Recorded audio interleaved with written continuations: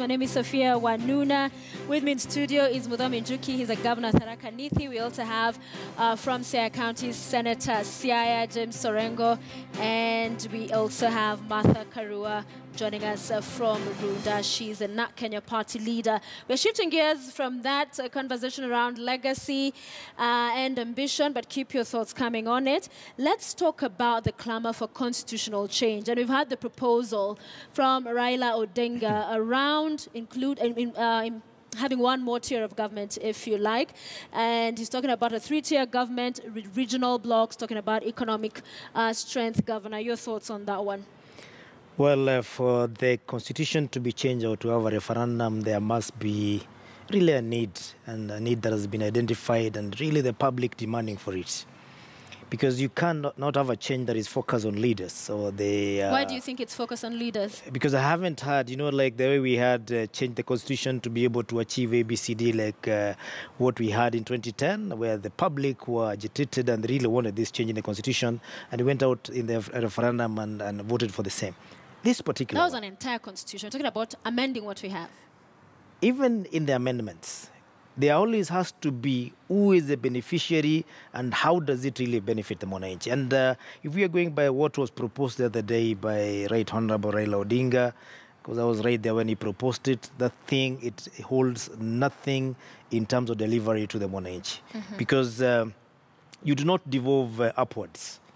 Because if we are talking about having further development from the level of the ward to down to the village, that would make a lot of sense. Now we're talking about from the level of the county, you move back to the regional centers, or rather regional offices, where we have several counties being lumped together. All right. And that will create another level, another bureaucracy that is going to require more funds in terms of supporting the office and all that. Senator, why do we need it? Senator Orengo, let me come to you, because the argument is, why create these regions when already we have seen several counties coalescing to form economic blocks? So why do we need to entrench it in law? Let me first of all deal with the point about that we made earlier. DP Ruto must be very careful in not trying to make Uhuru a lame duck president. Because when he becomes the center of gravity, then it will be very difficult for President Uhuru to carry on the agenda for the Jubilee administration. But having said that, the issue of the three-tier system is not a new one. In fact, the constitution that was agreed just before we went to Naivasha, the draft that came from the committee of experts, was based on a three-tier system with 14 regions. What one at Naivasha to turn into a two-tier system was the fight for Nakuru. There was a lot of disputation about where Nakuru goes. And I think that's what caused a lot of problems. But I think a three-tier system guarantees to Kenyans having viable regions, economically viable regions, and it does not kill the counties. And that is what is experienced in South Africa, in the United States, and even in the UK. You have the lower units, but you have the bigger, more viable economic units. Karua, do you buy that explanation? I quite did not hear everything Jim said, but I would like to say this, that it is not wrong to propose constitutional amendments. And this need has been expressed by the governors themselves when they have coalesced into regional blocks. My concern is the timing. We have not fully implemented the 2010 Constitution. What if we commit to fully implementing it and then check whether there is need for amendment? So for me, it's the order in which we do it. I believe that if We created a better working environment between the national and county governments as was envisaged. Consultations and cooperation, we would go very far. If we implemented Chapter 6 to rein in runaway corruption, then the people in the counties would realize the benefits of devolution. So I am thinking that we need to commit to implement what we have first while we examine what amendments we may need. There is also that issue of having ministers or cabinet secretaries who are technocrats. Looking at President Uhuru's two cabinets, the ministers or cabinet secretaries who have a political background appear to be able to be more assertive and to do more than the technocrats. I'm talking generally speaking, not in every case. So there are issues we may need to revisit.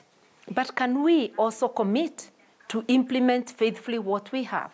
Because the problem we have is lack of faithful implementation of the Constitution. All right, I want to hear from you all finally on whether your thoughts, and Governor, I'll begin with you, that expanding the executive, because this is also one of the proposals we have had, will forestall the do-or-die nature of our presidential elections. If we expand that and there's a feeling of more inclusivity. We will be opening a bottomless pit, because the more we open up, the more the demands as per se. I think we should stick to what we have at the moment, what has been provided for in the Constitution. And I'm hoping that this clamor to change the Constitution is not a ploy to ensure that we have something running to test the waters before the 2022 elections, because that has been the case in most of the cycles of the years when we have change in presidency. You look at what happened in 2002 towards 2007 when we had the orange and the banana, and then eventually we had parties that emerged from that, and also the yes and the no. That would be a very unfortunate, because if you look at the cost of an election, today you do not want to have about 4 events taking place in the same cycle of election. This is the same time we expect to have the census for the 2019. This is the same time we expect to have a review of boundaries in this country, which is also going to be quite consuming in terms of resources. It's the same year we expect to have another election. Now, on top of that, if we had another referendum, it means that we leave Wanjiko with nothing except debt. About this being about 2022. Yes, and of course the cost implication of the whole thing in terms of how much will it cost and what will be left to be able to do development in this country. Honorable Karua, to you the same question. Would expanding the executive forestall the kind of antagonistic contestation around our presidential elections? Yes and no, because seats will never be enough for the number of people who want seats. But if Kenyans dialogued together and found that it was necessary to expand the executive, then we would have to expand it, because it's power to the people. We talk of we the people. So let the question be put, let the people decide. And if such a campaign brings in new leadership, let us not fear. Leaders will always emerge. We cannot fear to dialogue or conduct national processes because we want to be protective of the leadership space. This is a shared space, and let us do whatever is necessary to bring Kenyans together. All right, thank you very much, Senator Orengo. Let me bring this to you now. There are those who accuse NASA leaders, and you have been one of the proponents for expanding the executive, that this push for constitutional change is about politicians' ambitions. It's not about Wanjiko, it's not about everyday challenges and resolving the same.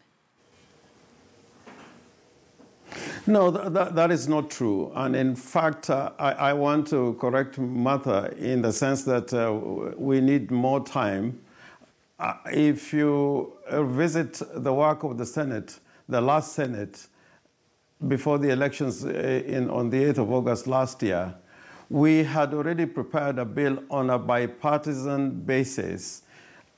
A committee chaired by Murkomen, now the leader of the majority in the Senate, and the whip now, Mtula Kilonzo Jr., where we made proposals on amending the Constitution because of some fault lines had been found through the experience of the Senate, and it was agreed on a bipartisan basis. Now, about the executive is not really expansion, it is about redesigning it so that it can work more effectively inside and outside Parliament. But because you know, the executive is involved in the work of Parliament, but how they perform that work in their relationship with Parliament is very difficult when the executive is outside Parliament. So what we need is a redesign of the architecture of the executive, and also making it possible that in the executive, there are people who are representative of a cross section of Kenyans, communities, regions, counties. Because the way it is now, it's quite possible for the executive to be appointed in such a way that it is very exclusive in terms of other regions. All right, Senator. We have run out of time, but for 10 seconds, a story that broke today, we now have a list, if you can hear me, on the Building Bridges Initiative. The advisors, 14 of them. Are you agreeable to this list in 10 seconds, Senator?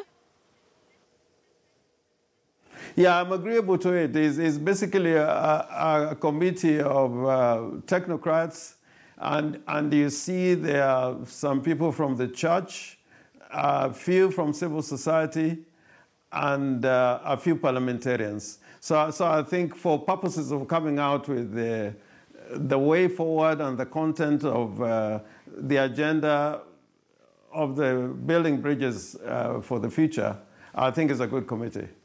Karua, the same question to you. Are you satisfied? I hope you've seen it. Yes, I've seen it, and I think we must accept that it's the prerogative of the two leaders to decide who advises them on whatever agenda it is that they have. And what is left for us as Kenyans is if we think that that committee comes with proposals that do not satisfy our needs, we should speak out and bring out the issues we think they will have left out. But for starters, let them get on with it and let them tell us what they have in store, and let us be ready to respond, because the Constitution does allow us to participate in all processes that affect us. Many thanks. Governor, finally to you, your thoughts on this list. And there are those who say Ruto's allies are missing.